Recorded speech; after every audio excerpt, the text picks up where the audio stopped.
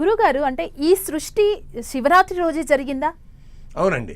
ఎందుకొరకంటే మనకు చెప్తున్నటువంటి మన ధర్మశాస్త్రాల ప్రకారంగా మనకున్నటువంటివి వేదాల తర్వాత ఉపనిషత్తుల తర్వాత దర్శనాల తర్వాత పురాణాలు. ఈ పౌరాణిక కథలలో ఇవి మనకు తెలుస్తాయి. నిజానికి వేదము కర్మకాండం చెప్తుంది, జ్ఞానకాండం చెప్తుంది, ఉపాసనాకాండం చెప్తుంది. కానీ ఉపనిషత్తులు ఏం చెప్తాయి? తత్వం చెప్తాయి. ఆ తత్వం ఏమిటి అని అంటే ఈశావాస్యమిదం సర్వం యత్కించిత్ జగత్యాం జగత్ ఓం పూర్ణమదః పూర్ణమిదం పూర్ణాత్ పూర్ణముదచ్యతే పూర్ణస్య పూర్ణమాదాయ పూర్ణమేవావశిష్యతే. ఈ ఉపనిషత్తులు చెప్తాయి. అంతా ఈ సృష్టి అంతా కూడా పూర్ణం నుంచి పూర్ణం తీసివేస్తే పూర్ణమే ఉంటుంది, పూర్ణానికి పూర్ణం కలిపితే పూర్ణమే ఉంటుంది. కాబట్టి ఈ సృష్టి అంతా కూడా నిండుగా గుండ్రంగా ఉన్నది, పూర్ణంగా ఉన్నది అని అందులో నేనున్నాను.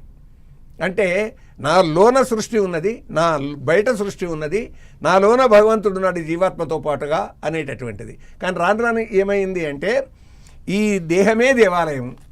దేహో దేవాలయ ప్రోక్త జీవో దేవ సనాతన త్యజేత్ అజ్ఞాన నిర్మాల్యం సోహం భావేన పూజయేత్. అంటే నీ ఆత్మలోనే, ఆత్మ ఇక్కడుంది. భగవద్గీత చెప్తుందండి, ఈశ్వర సర్వభూతానాం హృద్దేశేర్జున తిష్టతి భ్రామయన్ సర్వభూతాని యంత్రారూఢాని మాయయా. ఈశ్వరుడు సర్వప్రాణుల యొక్క హృదయంలో ఉన్నాడు. అందుకే రమణ మహర్షి ఏమంటారంటే, మీరు ధ్యానం చేసినా స్మరణ చేసినా కానీ ఇక్కడ భగవంతుడు ఉన్నాడు అనుకొని మీరు స్మరణ చేయండి, ధ్యానం చేయండి అంటారు. మనకు యోగిగా దర్శనం కావాలి అంటే నామస్మరణ అయినా చేయండి, ధ్యానమైనా చేయండి. కానీ భగవంతుడు ఎక్కడున్నాడని చేయండి, భగవంతుని ఒక జ్యోతిగా భావించి ఇక్కడ భూమధ్యంలో ఉన్నాడని చేయండి, లేదా నాసికాగ్రంలో ఉన్నారని చేయాలండి మనకు పెద్దలు చెప్తారు. అంటే దీన్ని దర్శనం చేసినటువంటి యోగులు చెప్తారు. కానీ రమణ మహర్షి ఏమంటాడంటే, ప్రతి జీవి యొక్క హృదయంలోనే భగవంతుడు ఉన్నాడు. ఈశ్వర సర్వభూతానాం హృద్దేశే అర్జున తిష్టతి. ఈ హృదయ ప్రదేశంలో ఉన్నాడు. కానీ హృదయం మీద దృష్టి పెట్టేసి నీవు దర్శనం చేస్తే ఆత్మ సాక్షాత్కారం కలుగుతుంది అంటాడు. కాబట్టి ఈశ్వరుడు ఇక్కడే ఉన్నాడు. ఈశ్వర సర్వభూతానం, ఈశ్వరుడు సర్వభూతానం అంటే సర్వప్రాణులలో హృతదేశే హృదయ ప్రదేశంలో అర్జున తిష్టతి, ఇక్కడ కూర్చొని ఉన్నాడని చెప్తాడండి. కాబట్టి ఆ పరమేశ్వరుని ఇక్కడే మనం చూసుకోవాలి, ఆయనను సాక్షాత్కరింపజేసుకోవాలి. దాని కొరకు ధ్యానం చేయాలి, జపం చేయాలి, తపం చేయాలి. అందుకే మొట్టమొదలు మనకిచ్చినటువంటి కదలికలన్నీ ఆయనవే అని ఆంగికం అంటే ఆయన ఈ కదలికలండి. ఈ సృష్టి యొక్క కదలికలన్నీ శివునివే. ఆంగికం భువనం యస్య, ప్రపంచంలో వాచికం సర్వవాంగ్మయం. నేను ఒక విషయం చెప్తానండి, మనం మాట్లాడే ప్రతి వాక్కు కూడా పరమేశ్వరుడే మనకిచ్చింది అనేది చాలా స్పష్టంగా పాణిని అనే మహర్షి తపస్సు చేసి తన వ్యాకరణంలో రాశాడండి.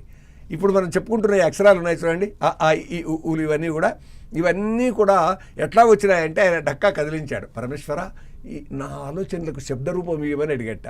అంటే ఆయన ఇలా కదిలించాడట డక్కా. పరమేశ్వరుని చేతిలో త్రిశూలం ఉంటుంది కదా, పక్కన డక్కా ఉంటుంది కదా, ఆ డక్కా కదిలింది. 16 సూత్రాలు వచ్చినాయి దాని నుంచి.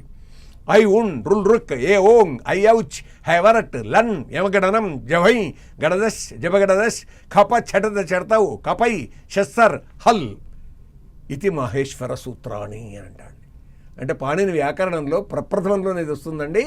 ఈ మహేశ్వర సూత్రాల వల్లనే ఐ ఉన్ ఆ ఈ ఊ రు మొత్తం సంస్కృతంలోని 70 అక్షరాలు. మన తెలుగుకు ఇంకొక 6 కలుపుకున్నామండి. అవి ఏవేవి అనేది మనకు తెలుసు. కాబట్టి ఈ విధంగా వాచికం ఆయన్నే ఇచ్చాడు, కదలిక ఆయన్నే ఇచ్చాడు.